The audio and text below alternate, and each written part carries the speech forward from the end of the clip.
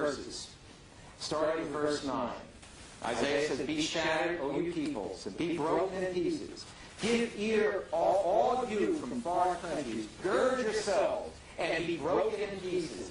Gird yourselves, but be broken in pieces." In other words, all these nations are going to be broken. "Take counsel together, but it will come to nothing. Speak the word, but it will not stand." Why not? He concludes the statement by saying, "For God is with us." But in Hebrew, that word is "for Emmanuel."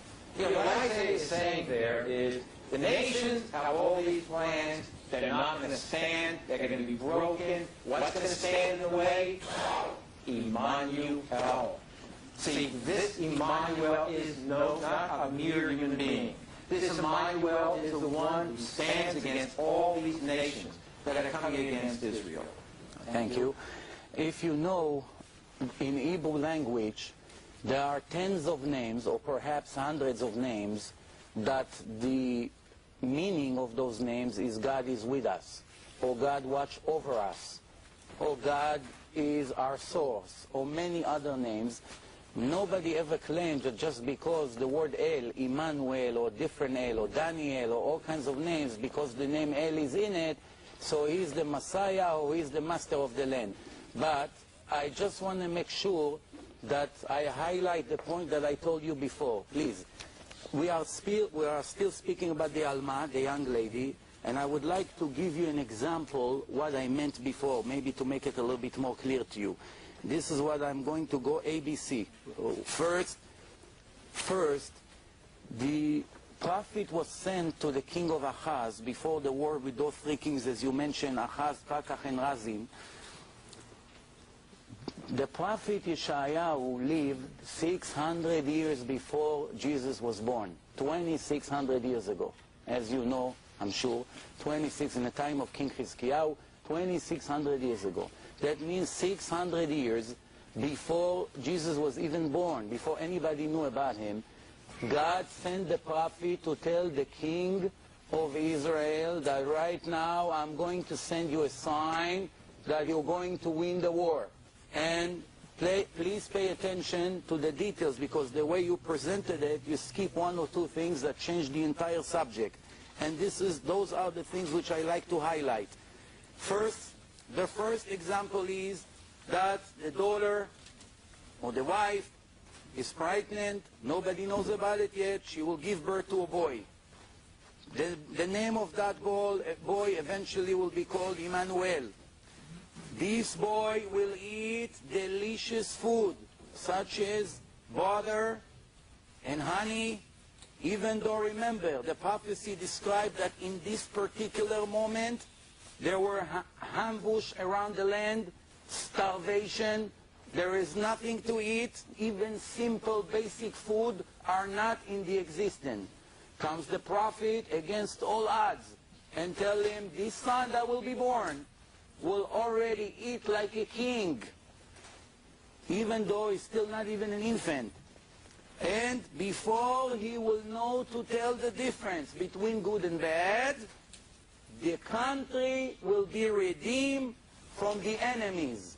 Tell me, please, what's the connection between the sign that God sends 600 years before Jesus was born, God sending a sign to the people of the land that the wife of the king or the daughter is going to have a baby, and this baby would live like a king, even though right now it's hard to believe that in 9 months the situation will change completely. That's how you know that God is serious about what he promised. Now remember, the word Alma, I insist, without any doubt, means young lady. Nowhere in the entire Bible it says that Alma means a virgin. I would like to give you a proof for that, in case you have a doubt. It says like this: the way of the eagle in heaven, in the way of a boat in the middle of the ocean, the way of a man with relation with the young lady, Alma. I will translate. The same way when an eagle flies in the sky, he does not leave any track. Nobody knows that an eagle was there 5 minutes ago. There's no track. The same way when a boat passed in the ocean, 10 minutes later you don't have any tracks. A man that have relation with Alma, okay, leaves no track. Based on your translation, it should have been the opposite. Because the word Alma, it's a young lady, another virgin. And remember, if we were talking about a virgin woman, for sure a man leave a sign. After a man have relation for the first time with a virgin woman, the verse should have said the opposite. The same way a man leaves track after having relation with a virgin, and the verse say exactly the opposite, which is a clear proof to the fact that we are talking about a young lady, has nothing to do with a virgin, and this is what you've been using for many, many years to tell the people that there's a prophecy that's speaking about a virgin, knowing this prophecy has nothing to do with Jesus. Remember, this is in different context, 600 years before, and the signs that the prophet gave the nation of Israel never happened in the life of Jesus.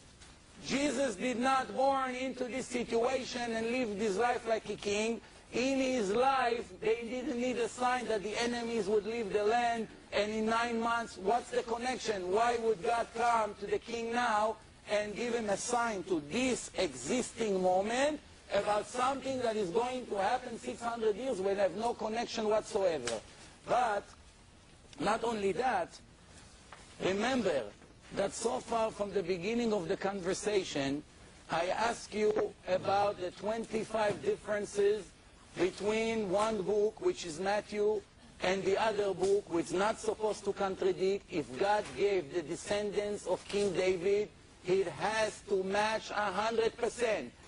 A normal human being does not need more than one mistake in a book that someone is claimed that God gave it to know that it's not a divine book. If I open the book and I have 25 different mistakes in half a page, not one mistake, 25 different mistakes, which one of the two books were given by God? It's impossible that God gave two books with 25 different names. God doesn't know the order from King David until we arrive to Joseph the carpenter. Plus, even if there were no mistakes, even if the names 100% match, who wants to come to describe that Joseph is a grandson of King David, when right after that he himself writes that Joseph has nothing to do with the son, he's not the father? Now I would like to respond to what you said before. You say that sometimes descendants go by the mother. You know very well that it's a very, very incorrect statement.